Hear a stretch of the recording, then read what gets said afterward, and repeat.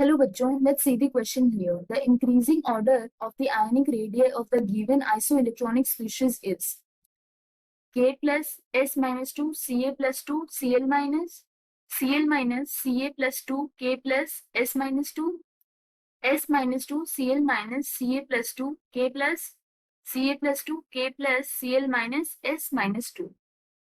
So here we will start our solution. और सबसे पहले हम स्टार्ट करेंगे की कॉन्सेप्ट से.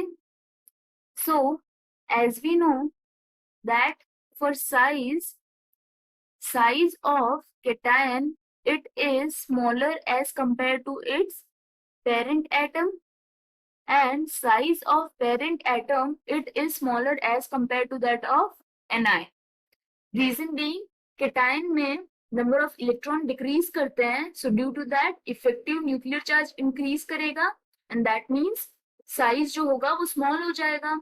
एंड अगर यदि हम cation that is positive charge increase करते हैं तो क्या होगा, जेड इफेक्टिव और ज्यादा इंक्रीज होगा एंड हेंस उस केस में रेडियस डिक्रीज करेगा. लेकिन एनायन के केस में क्या हो रहा है, इस केस में इलेक्ट्रॉन का नंबर इंक्रीज कर रहा है, तो उस वजह से क्या होगा, जो इलेक्ट्रॉन रिपल्शन फोर्स है वो इंक्रीज करेगा, hence radius will increase.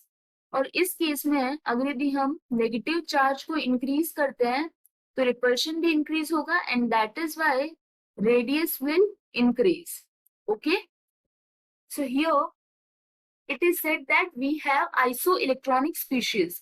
So isoelectronic species कौन सी होती है, जिनमें same number of electrons होते हैं. Okay, so here we have positive cations and negative anions as well. तो जो size का order हो जाएगा, हमें यहाँ पे increasing order बताना है.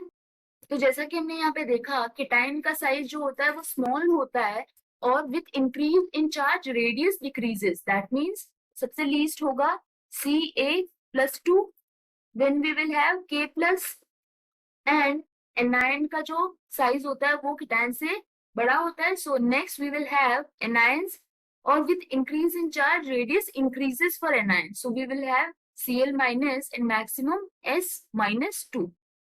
So here option 4 is correct. I hope you understood the explanation. All the best.